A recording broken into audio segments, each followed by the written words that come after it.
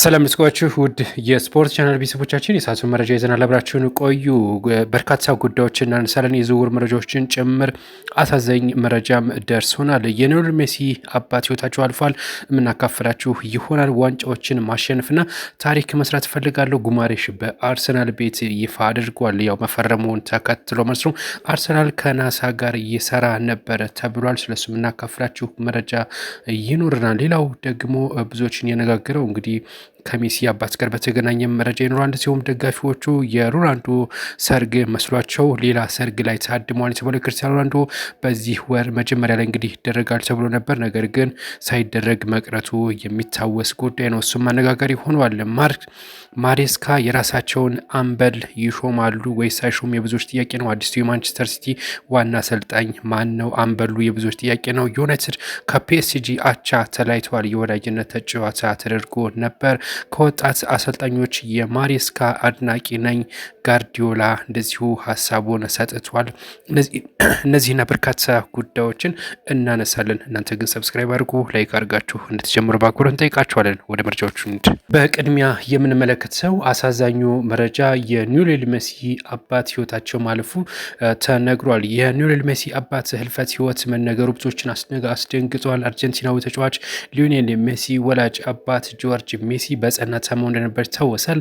አሁን ላይ የጆርጅ ሜሲ ህመሙ ጸንቶባቸው ህይወታቸው እንዳለፈ የአርጀንቲና መገናኛ ብዙሃን እየዘገቡ ይገኛሉ። አሁን ይሁን እንጂ የሊዮኔል ሜሲ ቤተሰቦች እና የቅርብ ሰዎች እስካሁን የጆርጅ ሜሲን ህልፈት ህይወት አላረጋገጡም ተብሏል። በሌላ በኩል የሊዮኔል ሜሲ የልጅነት ክለብ ኒውለስ ኦልድ ቦይስ በወጣቱ ይፋዊ የሀዘን መግለጫ ዜናውን አረጋግጧል የተባለው ሊዮኔል ሜሲም ከ68 ዓመት ወላጅ አባቱ ጋር ቅርብ ግንኙነት ሲኖረው እንደ ወኪል እና ማናጀርም ሆኖ ያገለግለው ነበርና አሁን ህይወቱ ማለፉ ተነግሯል። ለሜሲና ለቤተሰቦቹ እንግዲህ እጅግ አስደንጋጭ መረጃ ይሆናል። ይህ እንግዲህ እነሱም እንደ አዝነዋል የተባለው መጽናናትን ይስጣቸው ነው የምንለው።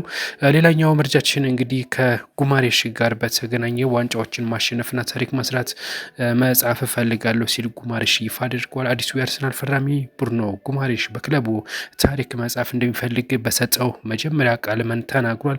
ዋንጫዎችን ማሸነፍና ታሪክ መጻፍ እፈልጋለሁ የሚለው ጉማሬሽ ያንን ለማሳካትም ትክክለኛ ቦታ እንደሆነ አምናለሁ ሲል ጉማሬሽ ይፋ አድርጓል። የአርሰናል አጨዋወት እኔ ከምወደው አጨዋወት ጋር ይስማማል። የሊጉን ሻምፒዮና መቀላቀል ብዙ እድል ያመጣልኛል ሲል እንደዚሁ ጨምሮ ተናግሯል የተባለው አርሰናል ከናሳ ጋር ይሰራ ነበር ተብሏል።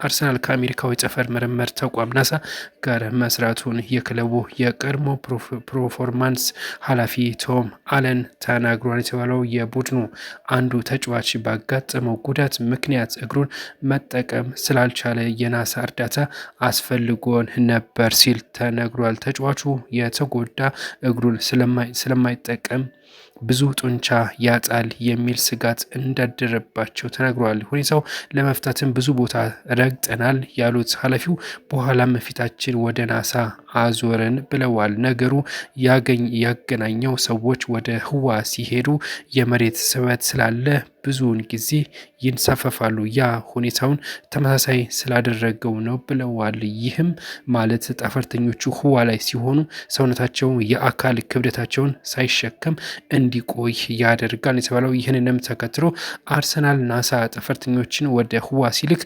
በሚንሳፈፍበት ወቅት ጡንቻውን እንዳያጡ ምን እንደሚያደርግ ይጠይቋል የተባለው። ከናሳ የስነ ምግብ ባለሙያ ጥሩ ምላሽ እንዳገኙ የገለጸው ኃላፊው የተሰጠን ማብራሪያ ችግሩን በስኬት እንድንፈታ ረድቶናል ብለዋል። ኃላፊው አክለውም ከእግር ኳስ ብዙ ከራቀ ከባቢ እውቀት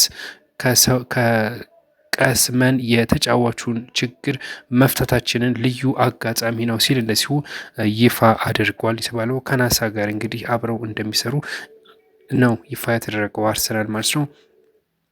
ሌላኛው መረጃችን የሚሆነው ደጋፊዎቹ የሮናልዶ ሰርግ መስሏቸው ሌላ ሰርግ ላይ ታድሟል ተብሎ ክርስቲያኖ ሮናልዶ እና ጆርጂና በዛሬው ዕለት የጋብቻ ስነስርዓታቸው ይደረጋል ተብሎ ተጠብቆ ነበር። ነገር ግን አልተደረገም። በዛሬው ዕለት የተደረገውን ሰርግ የነሱ መስሏቸው በርካታ ሰዎች